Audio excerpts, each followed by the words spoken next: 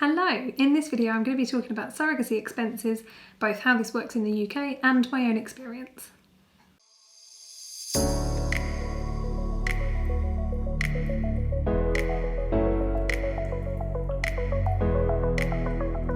There are two schools of thought whether surrogacy expenses are classed as a payment or not. In my opinion, it's not a payment of any kind.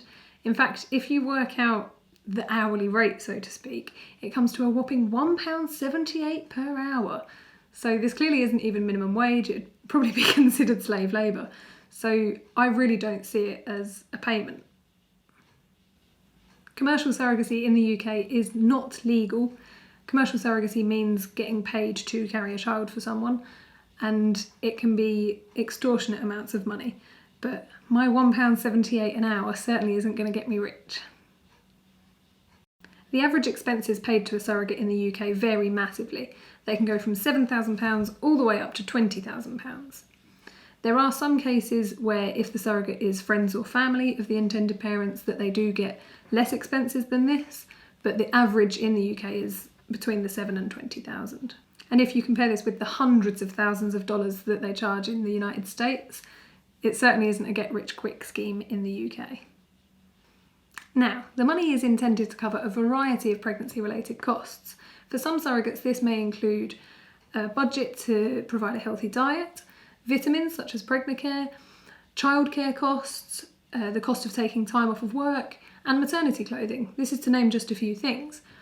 Additionally, it is factored in for the surrogate to have a recuperation break after the birth. This is so that she can relax, rest, and recuperate.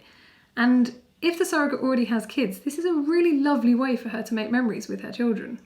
Personally, I had some really lovely holidays with my mum as a result of surrogacy. We went to Lanzarote, Mallorca, a number of the Greek islands. If she hadn't have been a surrogate, we would not have had those opportunities. For the intended parents, it's a really small price to pay, a holiday for the surrogate, for making their dreams come true and giving them a family. The last point I would just like to make on surrogacy expenses is about receipts. I have been keeping a folder and keeping surrogacy receipts separate because when the parents apply for the parental order, which is where the child legally becomes theirs, the courts can ask to see receipts. It's unlikely in terms of reasonable expenses, but I think it's easier just to have a folder full of all my ASOS shopping. That is really all there is to know about surrogacy expenses in Britain. There are further cost implications for intended parents who are looking at gestational surrogacy with embryo transfer costs, and there's also agency fees, which I will be talking about in another video.